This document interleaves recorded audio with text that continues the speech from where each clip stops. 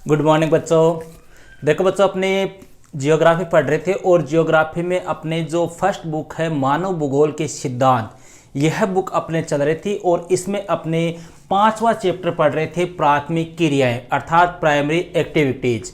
इनकी अपने चर्चा कर रहे थे। इस चैप्टर की अपने एक क्लास हो चुकी है जिसमें अपने आर्थिक क्रिया क्या होती है, आर्थिक क्रिया के जो 4 क्षेत्र थे और जिनमें से प्राथमिक क्षेत्र जो था उसके बारे में अपने चर्चा की थी। प्राथमिक क्षेत्र में भी यह अपने फिर आखेट और भोजन संग्रह के बारे में पढ़ा था। उसके बाद में अपने जो पशु चारण था उसके बारे में चर्चा की थी। यहां तक अपनी चर्चा हो गई थी। आज अपने इसी चैप्टर की सेकंड क्लास के ऊपर चर्चा करेंगे जिसमें अपना जो टॉपिक रहेगा वो रहेगा कृषि और उसकी प्रणालियां।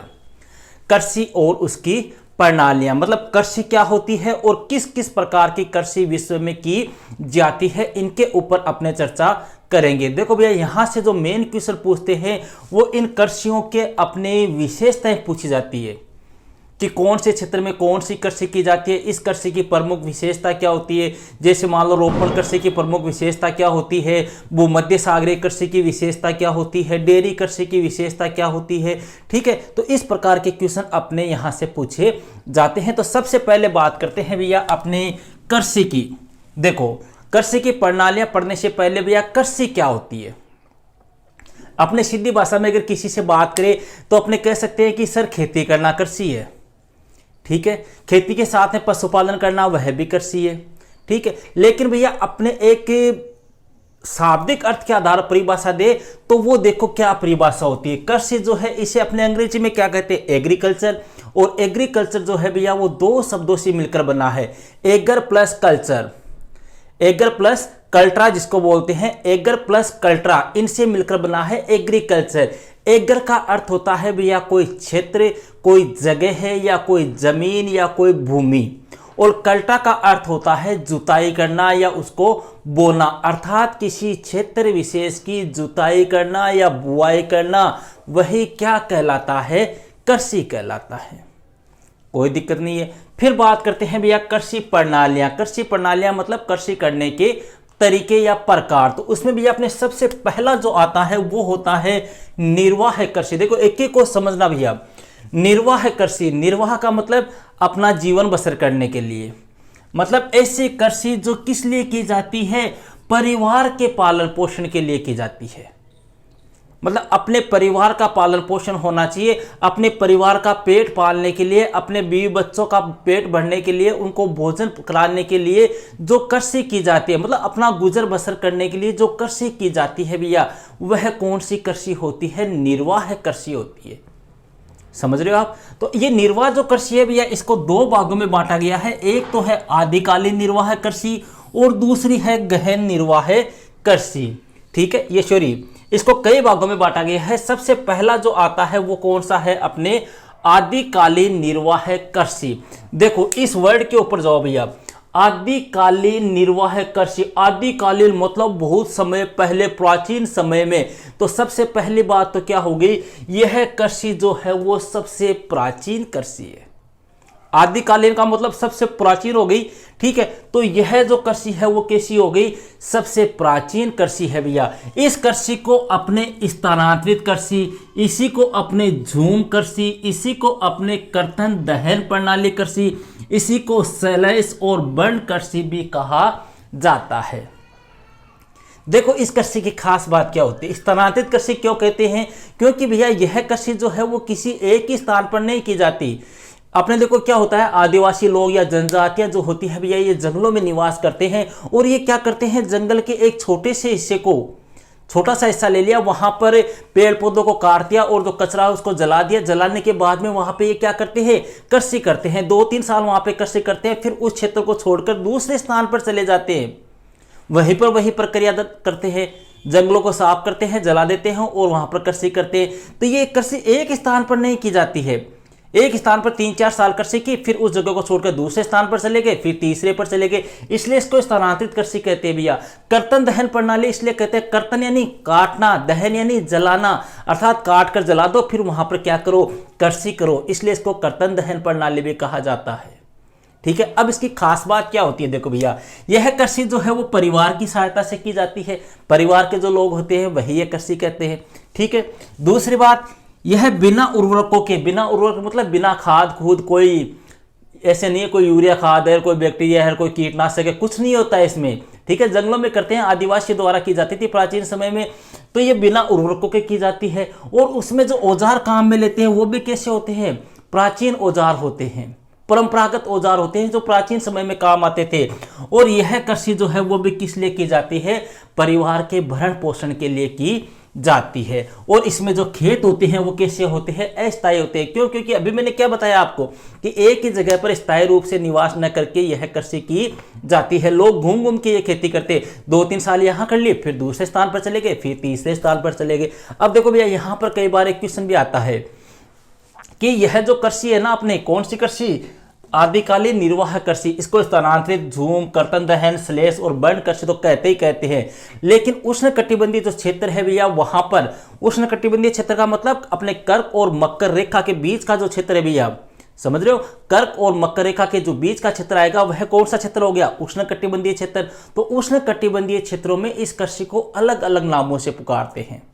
जैसे अपने उत्तरी पूर्वी भारत की बात कर ले, उत्तरी पूर्वी भारत इस साइड का जो क्षेत्र है अपने भारत में, उसमें इस कृषि को झूमिंग कृषि कहते हैं। झूमिंग यहां पे लिखा है मैंने, झूम, ये झूमिंग कृषि कहाँ कहते हैं, उत्तरी पूर्वी भारत में। देखो इनको ध्यान रखना, कई बार क्वेश्चन आते हैं। अपने मध्य अमेरिका है, अपने मेक्सिको का जो क्षेत्र है वहां पर कहते हैं भैया इसको मिल्पा।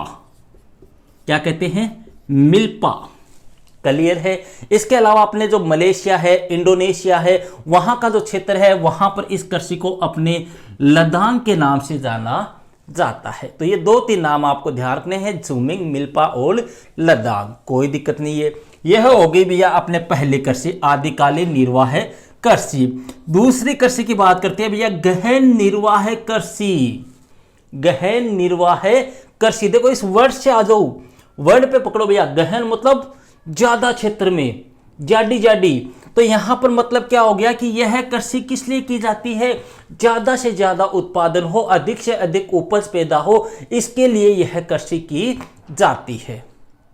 समझ के, यहां पर क्या हो रहा है, यहां पर ओनली परिवार के भरण पोषण के लिए, या कि यहां पर अधिक से अधिक उत्पादन के लिए की जाती है।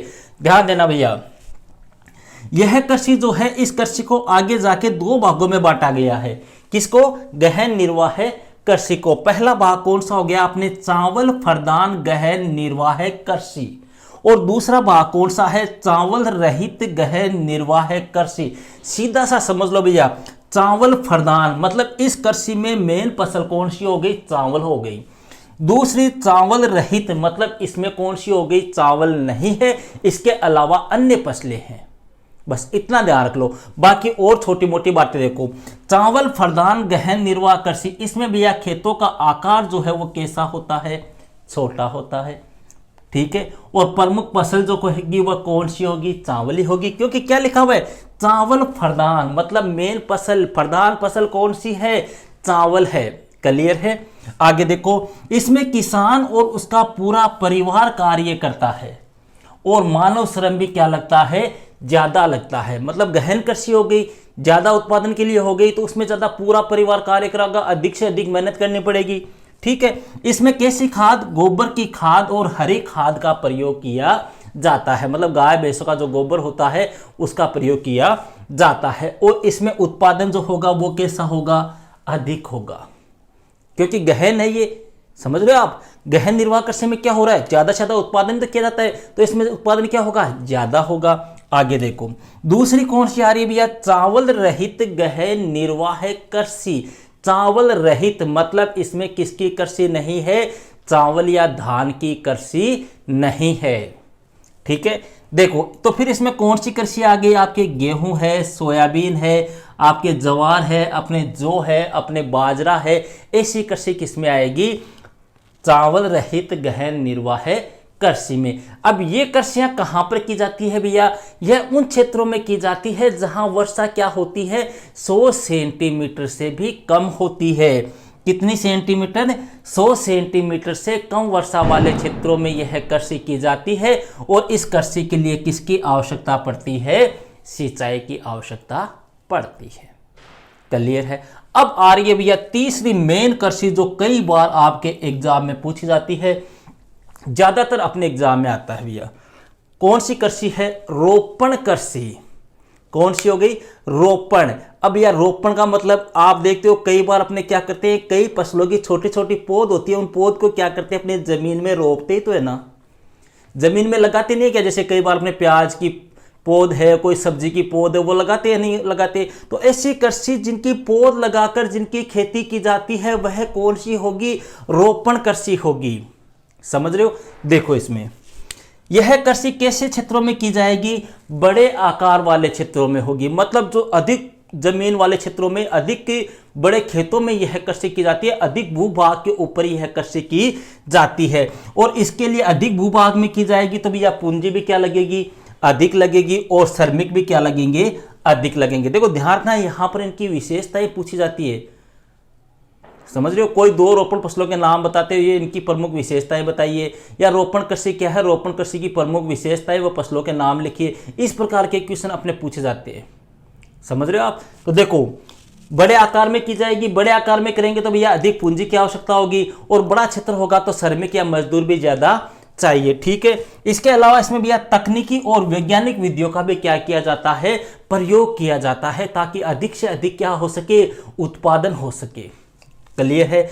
और यह कृषि जो है वो किसके द्वारा प्रारंभ की गई थी? यूरोपियों द्वारा प्रारंभ की गई थी। यूरोपीय कौन थे भैया? जो भारत में विदेशी कंपनी आए थे ना, विदेशी लोग, जैसे पुर्तगाली थे, अंग्रेज थे, फ्रांसीसी थे, डची थे, इनके द्वारा यह भारत में कृषि प्रारंभ की गई थी। जैसे अंग्रेजों ने भैया अपने भारत की बात करें तो अंग्रेजों ने भारत में चाय व कॉफी जो है उसका प्रारंभ जो है ये कैसा कहते हैं कि अंग्रेजों के द्वारा किया गया था। अपने मलेशिया में रबड़ के बाग है, वो किनकी देन है? अंग्रेजों की देन है। अपने पश्चिमी द्वीप समूह है भैया, वहां पर अपने गन्ना और केले की कृषि की जाती है, वह भी किनकी देन है? अपने अंग्रेजों की देन है।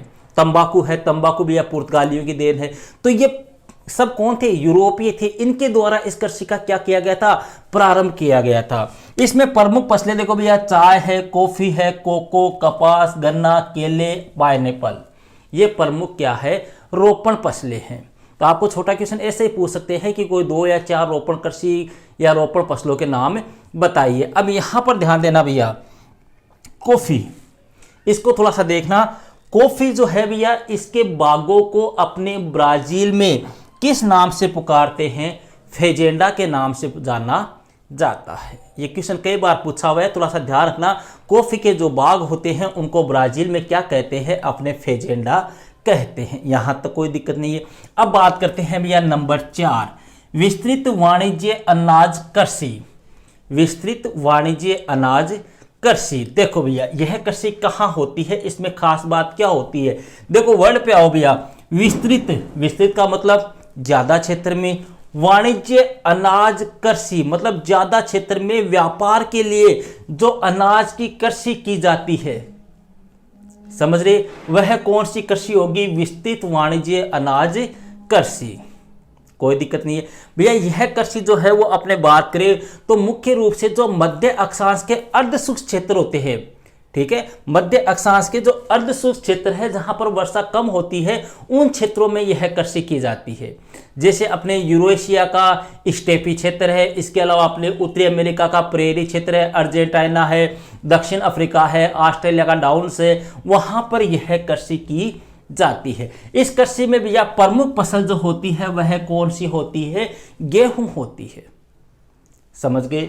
इसके अलावा अन्य फसलों में भैया मक्का, जौ और राई होती है। और इस कृषि के अंदर जोतने से लेकर कटाई तक मतलब पूरी कृषि की जो प्रक्रिया है वह किसके माध्यम से की जाती है? 99% यंत्रों के माध्यम से की जाती है। कोई दिक्कत नहीं है। अगली कृषि आती है भैया कौन सी? मिश्रित कृषि। मिश्रित कृषि का मतलब जिसमें कृषि और पशुपालन दोनों कार्य एक साथ होते हैं, वह कृषि क्या कहलाती है? मिश्रित कृषि। देखो कौन कौन से कार्य? कृषि प्लस पशुपालन। कोई दिक्कत नहीं है। मतलब खेतीबाड़ी भी कर रहे हो, साथ साथ पशुपालन का कार्य भी कर रहे हो, वह क्या हो गई? मिश्रित कृषि।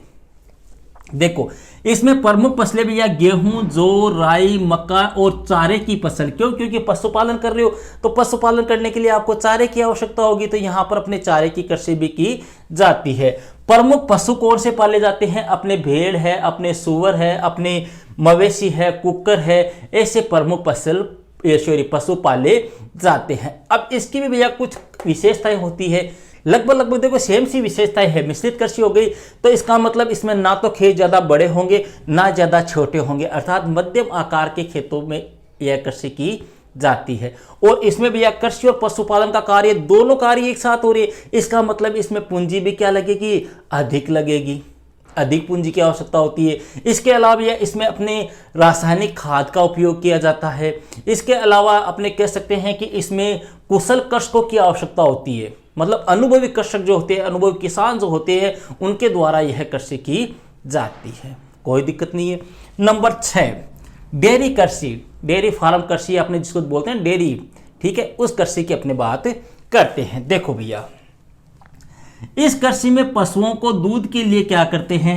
पालते हैं। अरे डेयरी में क्या मिलता है? अपने दूध, दही, मावा, पनीर, यही तो मिलता है। और ये सब किससे बनता है? दूध से बनता है। और दूध किन से आएगा? पशुओं से आएगा। तो यह कृषि जो है वो किसके लिए पाई जाती है? पशुओं के दूध के लिए की जाती है। पशुओं को किस लिए पालते हैं? कि उनसे अधिक से अधिक क्या प्राप्त हो? अपने को दूध प्राप्त हो। क्लियर है? यह कृषि जो है वो नगरीय व औद्योगिक केंद्रों के समीप की जाती है, मतलब नगरों के समीप या औद्योगिक स्थान जो है उनके समीप की जाती है। गांव में कम की जाती है। क्यों? क्योंकि भैया गांव में यह डेयरी वगैरह जो है वो सक्सेस नहीं होती। आप देखते होंगे लगभग डेयरियां वगैरह जो होती है वो कहाँ होती है? सिटियों में होती है, बड़ी कस्बों में होती है, बड़े शहरों में होती है, नगरों में होती है, औद्योगिक केंद्रों में होती है। गाँव में कभी डेयरी देखी है क्या आपने? कोई बाई चांस रियर केस में हो सकती है, अन्यथा गाँव में डेयरी वगैरह नहीं होती, क्योंकि वहां पर तो ऐसे अपने को दूध दही आराम से मिल सकता है। ठीक है, तो यह कृषि कहां पे होगी? नगरीय व औद्योगिक केंद्रों के। अब यहां पे भी आपको क्वेश्चन पूछ ले कि वह कौन सी कृषि है जो नगरीय व औद्योगिक केंद्रों के समीप की जाती है, तो कौन सी हो गई? डेयरी कृषि। आगे देखो इस कृषि में भैया अधिक पूंजी की आवश्यकता होती है।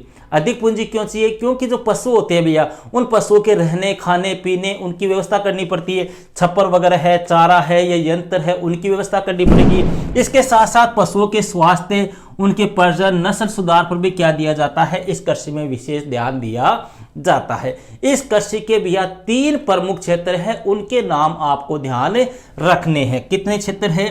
3 प्रमुख क्षेत्र। सबसे ज्यादा यह कृषि कौन से भाग में की जाती है? उत्तर पश्चिमी यूरोप में की जाती है। दूसरा कौन सा है भैया? अपने कनाडा, ठीक है। और तीसरा है भैया अपने न्यूजीलैंड, दक्षिण पूर्वी ऑस्ट्रेलिया और तस्मानिया का जो क्षेत्र है वहां पर यह कृषि की जाती है। अगली कृषि है भैया भूमध्य सागरीय कृषि। भूमध्य सागरीय कृषि का मतलब समझ गए होंगे। ऐसी कृषि जो कौन से जलवायु क्षेत्रों में की जाती है? भूमध्य सागरीय जलवायु क्षेत्रों में की जाती है। वह कृषि कौन सी हो गई? भूमध्य सागरीय कृषि। और यहाँ पर जो कृषि की जाती है भैया वो एक प्रकार से बागानी कृषि होती है, बागों के रूप में यहाँ पर कृषि की जाती है। और प्रमुख जो कृषि होती है वह किसकी होती है? अंगूर की होती है भैया। किसकी होती है? अंगूर की कृषि की जाती है। और गर्मियों के दिनों में यहाँ पर अंजीर व जैतून की कृषि की जाती है। क्यों? क्योंकि इनसे भैया अपने मादक पदार्थ तैयार किए जाते हैं। जैसे अपने अंगूर है, अंगूर से क्या बनती है? शराब बनती है। अच्छे जो अंगूर होंगे, क्वालिटी वाले अंगूर होंगे, अच्छी गुणवत्ता वाले जो अंगूर होंगे, उनसे क्या बनेगी? शराब बनेगी। जो थोड़े से मीडियम टाइप के अंगूर होंगे या निम्न क्वालिटी के अंगूर होंगे, उनसे अपने मुनका है, किशमिश वगैरह है, इनका निर्माण किया जाता है। कहने का मतलब हो गया भूमध्य सागरीय कृषि जो है इसके अंतर्गत मुख्य रूप से कैसी फलों की कृषि की जाती है? खट्टे फलों की कृषि की जाती है। ये थी भैया अपने कृषि और कृषि के प्रकार। अपने 1-2 प्रकार और रह गए हैं और एक टॉपिक खनन रह गया है जिसको अपने नेक्स्ट वीडियो में कंप्लीट कर लेंगे। ओके भैया, दैट्स ऑल।